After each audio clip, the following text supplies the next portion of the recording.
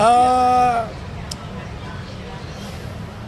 pada suatu hari tiba-tiba terpikirkan saja sih untuk ngobrol dengan Ustadz Abdul Somad, dan di situ gue ngerasa ini adalah kesempatan supaya gue bisa memperlihatkan ini loh, sebagai orang Indonesia hidup bertetangga yang baik itu seperti ini gitu.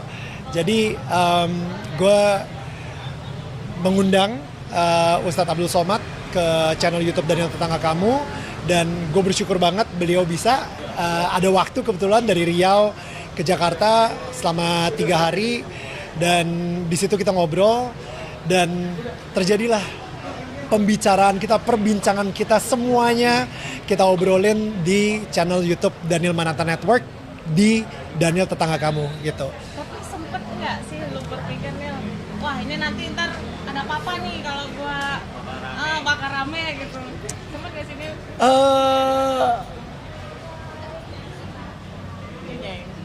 Gue ngerasa yes, pasti bakal rame. Pasti bakal rame. Karena dari sisi dua agama pun juga bakal rame gitu. Tapi gue di sini bukan untuk berdebat, gue di sini untuk mengerti.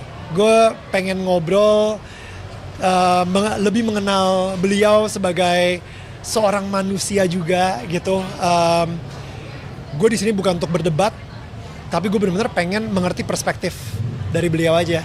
Dan ternyata kita punya satu kesamaan. Kita sama-sama sudah merasakan cinta kasih sayang Tuhan di dalam hidup kita. Dan itu yang saya fokusin. Kenapa kita harus fokus sama perbedaannya, padahal kita bisa lebih saling menyayangi, saling merangkul kalau kita fokus sama persamaan kita. Pengalaman unik yang kita punya bersama Tuhan Yang Maha Esa, itu kita saling sharing tuh. Dan ternyata menjadi obrolan yang sangat luar biasa di channel YouTube tersebut gitu. Tapi Ustadz sendiri sempat ini nggak sih, sempat nanya kenapa harus mengundang saya, sempat ini nggak sih nanya Ustadz? Sempat ada dia nanya. Mungkin timnya kali ya, tim dari sekitarnya kali ya. Gue sendiri juga lupa jawaban gue apa. tapi intinya ya kenapa nggak ketemuan gitu, why not gitu ya. Ini sebagai cara lu mungkin buat mendepankan, Mungkin ini adalah bukti bahwa bukan cuma sekedar clothing line aja Damn I Love Indonesia, bukan sekedar tagline aja Padamu Negeri, tapi inilah aksinya gitu. Dimana kadang-kadang orang bilang, iya gue toleransi, tapi kalau sama dia, kayak gitu kan. Di sini gue justru kayak, yuk kita ngobrol aja. Toh gue nggak mau debat kok. Kalau misalnya mau debat sama istri gue aja, istri gue jago debat. Gue kalah terus kalau misalnya debat sama istri gue, nggak tahu kenapa. Lu ngikutin ini nggak sih komen-komen termasuk para selebriti juga yang komen di sosmed lu, bahkan di YouTube-nya sendiri. Lu sempet ini nggak sih? Enggak, gue nggak ngikutin komen. Gila ya, ini gue kasih tahu aja. Aplikasi Instagram di handphone gue udah nggak ada. Yes, jadi gue punya beberapa asisten, sehingga gue video-video abis itu gue kirim ke asisten gue, dia yang upload. Jadi gue nggak menghabiskan waktu gue berjam-jam untuk cuman ngeliatin komentar-komentar orang. Gue udah mematikan kebiasaan untuk nge-scroll kayak gitu. berarti alasan utama lu nggak main Instagram lagi? Karena gue terlalu 2 jam yang gue spend di Instagram ternyata bisa gue gunakan untuk ngedevelop diri gue sendiri. 2 jam dengan mendengarkan podcast soal leadership, 2 jam untuk gue main sama anak-anak gue, 2 jam untuk gue connect sama istri gue, 2 jam untuk gue bisa ngobrol sama orang tua gue, untuk nanyain kabar mereka dan lain-lain gitu. Jadi itulah 2 jam yang gue dapetin ketika gue tidak lagi scrolling sosial media. Tapi ngaruh banget ya ke hidup lu semenjak lu meninggalkan sosial media. Oh enggak, sosial media gue masih ada ya. Account VJ Daniel itu masih ada. Tapi maksudnya aplikasinya aja yang nggak ada di handphone gue. Gue tadi barusan ngobrol sama Bayim segala. Ternyata udah 4 bulan loh.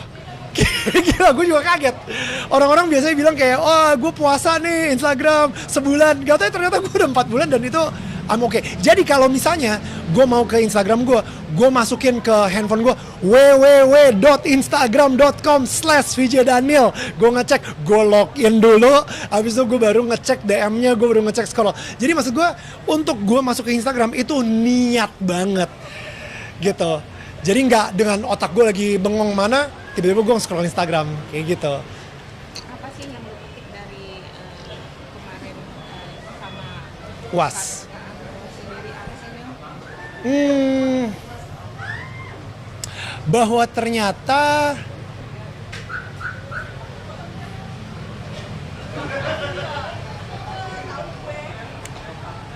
Harus hati-hati ya. gue lebih mikirin oke. Bahwa ternyata ketika kita melihat seseorang dari perspektif kacamata Tuhan, di mana Ustadz Abdul Somad dan gua sama-sama ciptaan Tuhan yang disayang sama Tuhan, gua akan memperlakukan dia dan dia juga memperlakukan gua dengan saling menghormati karena kita menghormati penciptanya gitu. Kita udah nggak ngelihat lagi apa yang dia ngomong di sosial media, dia karakternya seperti apa, dia orangnya kayak gimana, tapi kita ngelihat dia sebagai lu disayang sama Tuhan, gue juga disayang sama Tuhan. Yuk kita saling hormatin karena Tuhan sayang sama lu, udah pasti gue juga harus sayang sama lu. Kayak gitu. Jadi itu yang gue petik banget sih. Dan sehingga dari situ kita bisa saling menyayangi tetangga-tetangga kita juga kayak gitu.